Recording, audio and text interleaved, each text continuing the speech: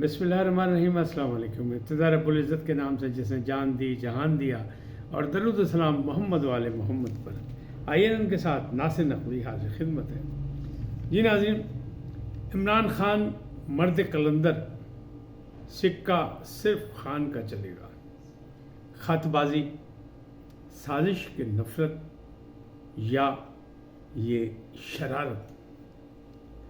عمران خان کے خلاف جلد بازی کے فیصلے سہولت کاری تھی، اور قاضی کے دھماکہ خیز فیصلے جس نے بہت سو کو حیران کر دیا۔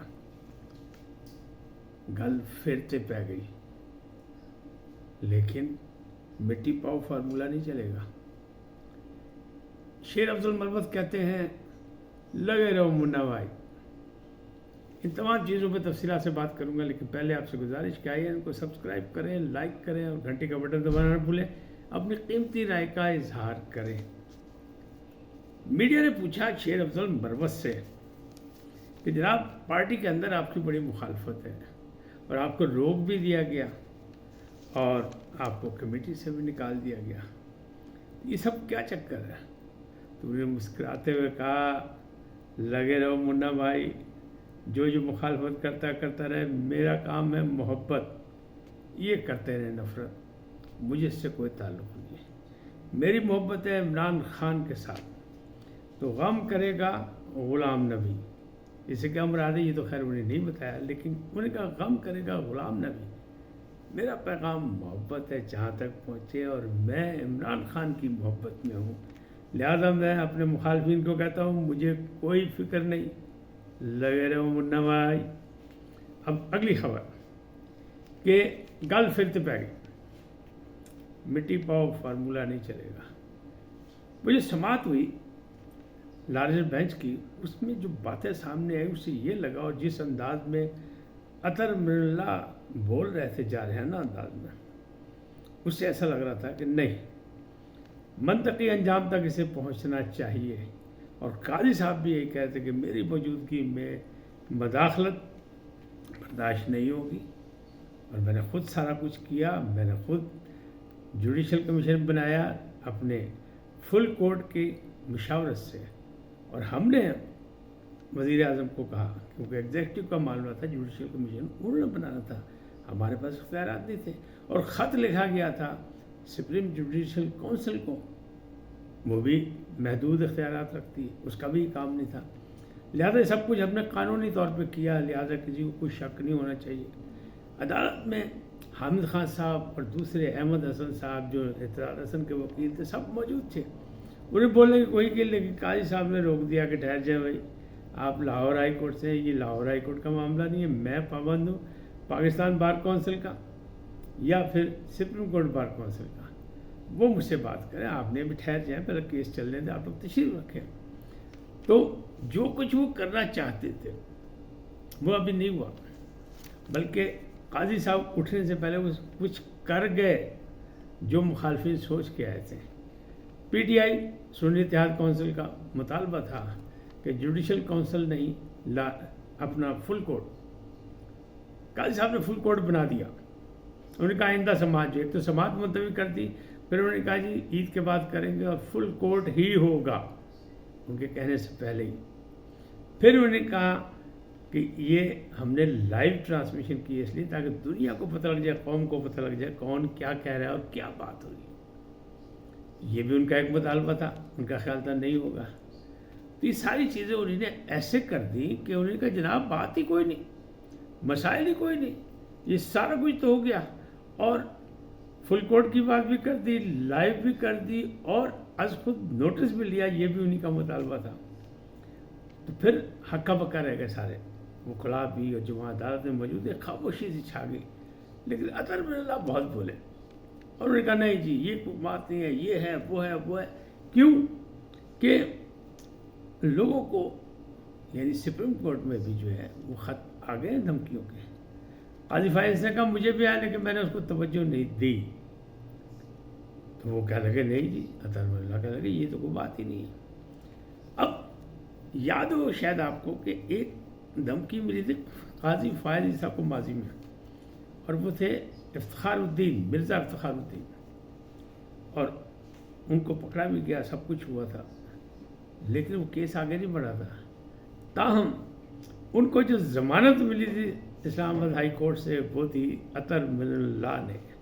تو ایسا لگ رہا ہے یہ جو عطر من اللہ جارحانہ انداز میں کھیلے، تو لگ رہا ہے کہ وہ اندر سے وہ ڈرے ہوئے تھے، یا ان کو احساس ہو رہا تھا کہ یار میں تو کم پایا سی تو ہن جناب حالات ہو گئے نا۔ بہرحال یہ ساری چیزیں سامنے آئیں، اور پھر اب کسی کے بولنے کی زبان جو تھی سب خاموش ہو گئی، کسی میں ہمت نہیں رہی، کہ قاضی صاحب لائیو بھی کر گئے، فل کورٹ بھی کر گئے، از خود نوٹس بھی لے گئے، تو پھر کیا رہ گیا پیچھے؟ معاملہ تو ختم ہو گیا، لیکن چلے گا یہ کیس، اس لیے کہ اس کا کچھ نہ کچھ ہونا چاہیے۔ اور مختلف ججز نے مختلف جو بیان دیا، جو بات چیت ہوا کی، تو اس میں یہی کہا تھا۔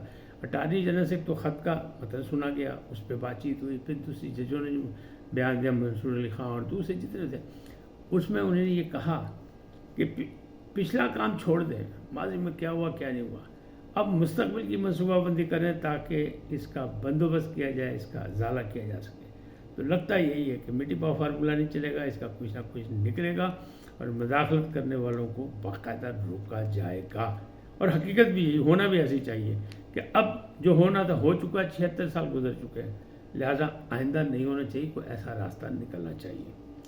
اب اگلی بات کہ یہ جو معاملات ہیں، اس میں بات کیسے کہ عمران خان کے خلاف جو الیکشن سے پہلے جلد بازی میں فیصلے آئے، وہ ان کی سہولت کا ہے۔ یہ کس نے کہا ہے؟ یہ سابق وزیر داخلہ رانا ثناء اللہ نے کہا کہ جناب ہم خود پریشان تھے جس طرح وہ فیصلے آئے، اب پتہ لگ رہا ہے جس طرح وہ سزائیں معطل ہو رہی ہیں کہ یہ بھی ایک سہولت کاری تھی، یعنی ہم خیال ججز کا کارنامہ یہ بھی انہوں نے قرار دے دیا۔ اب خط بازی کی جو بات ہے، یہ سازش ہے، یہ شرارت ہے، وہ اس لیے کہ 1 اپریل کو آئے، اس میں کوریئر سروس بھی شامل ہے، اس میں پاکستان پوسٹ بھی شامل ہے۔ تحقیقات شروع ہو گئی، CTD کو دے دیا گیا ٹاسک، لیکن ابھی تک 2 دن گزرنے کے باوجود کسی کو یہ نہیں پتا کہ وہ کیمیکل یا وہ جو پاؤڈر آیا ہے وہ ہے کیا، اس کی نوعیت کیا ہے، کوئی خبر باہر نہیں آئی کہ اس کی حیثیت کیا ہے، کیا وہ سچ مچ کوئی کیمیکل ہے، سازش ہے، یا یہ صرف دھمکی آمیز خط ہیں، اور مقصد یہی ہے کہ کچھ بھی ہو سکتا تھا نا، اگر یہ خط پہنچ سکتا ہے تو ظاہر ہے سب کو پتہ ہے کہ خط کو ججز نے آپ نے تو نہیں کھول لیتے، لیکن پیغام دیا گیا کہ دیکھیں جی یہ بھی ہو سکتا ہے، لیکن چونکہ 1 اپریل کو آئے یہ رسیو ہوئے، تو پھر وہ اپریل فول بھی ہو سکتا ہے، یعنی شرارت بھی ہو سکتی ہے۔ تو اس کا مختلف پہلوؤں سے جائزہ لیا جا رہا ہے، اور یہ خط جو ہیں آپ پتہ کتنے ہو گئے؟ 17 ہو گئے، یعنی 8 آئے سپریم کورٹ اپنا اسلام آباد کے ججز کو، اسلام آباد ہائی کورٹ کے، اور پھر 5 آئے جو ہے وہ لاہور ہائی کورٹ میں، اور 4 آئے سپریم کورٹ میں، تو معاملات ہو گئی 17 پہ پہنچ گئی۔ تو یہ باقاعدہ خط بازی کی گئی اور جان کے افراتفری ڈالی گئی کہ ایک جانب جب عدالتی ٹرائل چل رہے ہیں، بات چیت چل رہی ہے، مقدمہ ہو رہا ہے، اسٹیبلشمنٹ اور حکومت آمنے سامنے لگتے ہیں، تو لہذا اس میں جناب جلدی پر تیل ڈالا جائے، تو ان خطوں سے صرف یہی لگتا ہے کہ اس کے علاوہ اور کوئی بات نہیں تھی۔ اب معاملات جو ہے وہ آخری بات کرتے ہیں کہ عمران خان مرد کلندر، اور سکہ صرف عمران خان کا چلے گا۔ یہ کس نے کہا ہے؟ پشاور پریس کلب میں پریس کانفرنس کی روپوش رہنما جنہوں نے 51 مقدمات میں 10 منٹ کے اندر یا 5 منٹ کے اندر ضمانت لی پشاور ہائی کورٹ سے، وہ ہیں حماد اظہر صاحب۔ وہ کہتے ہیں ہمارا خان جو ہے اس کا فیصلہ ہو گیا، اس نقطے پہ سب اکٹھا ہیں، یعنی ایک عمران خان پہ، اور ہمارا مینڈیٹ بھی چوری کیا گیا، پہلے اپنا جمہوریت کو تباہ کیا گیا 45 اور 47 کے فارم کے نام پہ، پھر اب عدالتوں کو دھمکیوں کے نام پہ ختم کیا جا رہا ہے، لیکن عمران خان اور تحریک انصاف کو ختم نہیں کیا جا سکتا۔ یہ آنے والے کل کے لیے ہے، اور آئندہ 10-15 سال میں انہی کی حکومت، عوام کو پتہ لگ گیا کہ یہ جو بونے سوٹ پہن کے آ گئے ہیں مختلف، یعنی وہ جو کہا لاڈلا لیگ کی جو حکومت آ گئی ہے، یہ نہیں چلے گی۔ ना वो चलने देंगे। लावा पकड़ा अवाम में, अवाम बड़ी नाराज़ है कि उसका मैंडेट चोरी किया गया, लिहाजा आने वाला वक्त जो है वो इमरान खान का ही होगा और सिक्का सिर्फ इमरान खान का चलेगा और किसी का नहीं।